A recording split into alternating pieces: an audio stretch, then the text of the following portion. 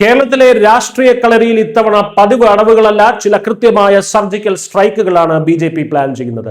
മറ്റു പാർട്ടികൾ തെരഞ്ഞെടുപ്പ് ഒരുക്കങ്ങളെക്കുറിച്ച് ചിന്തിച്ചു തുടങ്ങുന്നതിന് മുൻപേ അപ്രതീക്ഷിത മണ്ഡലങ്ങളിൽ കരുത്തരായ സ്ഥാനാർത്ഥികളെ ഇറക്കി സംസ്ഥാന അധ്യക്ഷൻ രാജീവ് ചന്ദ്രശേഖർ രണ്ടും കൽപ്പിച്ചു തന്നെയാണ്. പ്രധാനമായും 3 മണ്ഡലങ്ങളിലാണ് BJP ലക്ഷ്യം വയ്ക്കുന്നത്: കാഞ്ഞിരപ്പള്ളി, തൃശൂർ, പിന്നെ പാലക്കാട്.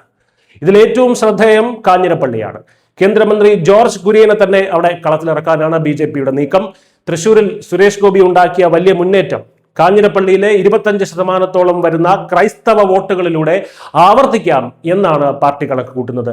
ഇതിനോടകം തന്നെ ജോർജ് കുര്യൻ മണ്ഡലത്തിൽ സജീവമായി കഴിഞ്ഞു. അദ്ദേഹം അതിനുവേണ്ടി തയ്യാറെടുത്തു കഴിഞ്ഞു. മറുവശത്ത് തൃശൂരിൽ പത്മജ വേണുഗോപാലിനോടും പാലക്കാട് ശോഭാ സുരേന്ദ്രനോടും ഗ്രൗണ്ട് വർക്കുകൾ തുടങ്ങാൻ പാർട്ടി നിർദ്ദേശം നൽകി കഴിഞ്ഞു. ഈ നീക്കങ്ങൾക്ക് പിന്നിൽ കൃത്യമായ ഒരു കണക്ക് കൂട്ടലുണ്ട്, അത് കാണാതെ പോകരുത്.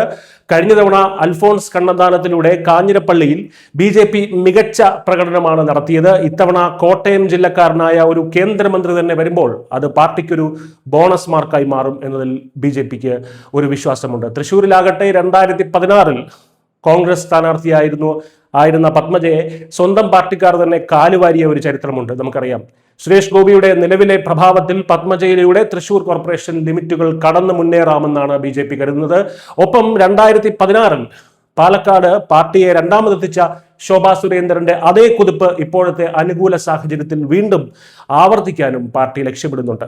രാജീവ് ചന്ദ്രശേഖർ എന്ന പുതിയ സംസ്ഥാന അധ്യക്ഷന്റെ പ്രവർത്തന രീതിയാണ് ഇതിൽ എടുത്തു പറയേണ്ടത്. അവസാന നിമിഷത്തെ ഓട്ടപ്പാച്ചിലിന് പകരം കേന്ദ്ര നേതൃത്വവുമായി ആലോചിച്ച് മുൻഗണനാ മണ്ഡലങ്ങളിൽ നേരത്തെ തന്നെ ആളുകളെ ഇറക്കി കളമൊരുക്കുകയാണ് അദ്ദേഹം. തെരഞ്ഞെടുപ്പിന് മുൻപ് തന്നെ പാർട്ടിയെ സജ്ജമാക്കുന്ന ഒരു പ്രൊഫഷണൽ ശൈലിയാണത്. അദ്ദേഹത്തിനെ പലരും കോർപ്പറേറ്റ് രാഷ്ട്രീയക്കാരൻ എന്ന് പറഞ്ഞ് കളിയാക്കി വിളിക്കാറുണ്ട്. പക്ഷെ അതിന്റെ ഗുണമേന്മകളാണ് നമ്മളിപ്പോൾ ഇവിടെ കാണുന്നത്. എതിരാളികൾ സ്ഥാനാർത്ഥികളെ ഭൂതക്കണ്ണാടി വെച്ച് തപ്പി നടക്കുമ്പോൾ BJP സ്ഥാനാർത്ഥികൾ വോട്ട് ചോദിച്ചു തുടങ്ങിയിരിക്കുന്നു എന്നത് തന്നെയാണ് ഈ സ്ട്രാറ്റജിയുടെ ഹൈലൈറ്റ്.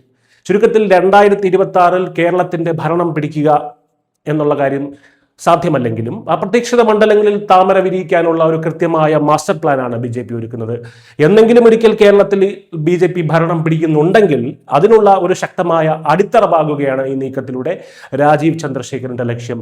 RCയുടെ ഈ സർജിക്കൽ സ്ട്രൈക്കുകൾ കേരള രാഷ്ട്രീയത്തിൽ എത്രത്തോളം ഓളമുണ്ടാക്കുമെന്ന് കണ്ടു തന്നെ അറിയേണ്ടതാണ്. കാര്യങ്ങൾ ഇങ്ങനെയൊക്കെ ആണെങ്കിലും വരും ദിവസങ്ങളിൽ തിരഞ്ഞെടുപ്പ് ഗോതയിൽ ഇനിയും പല അപ്രതീക്ഷിത ട്വിസ്റ്റുകളും നമ്മൾ കാണാനിരിക്കുന്നതേ ഉള്ളൂ. കാത്തിരുന്ന് കാണാം. News desk India Malayalam.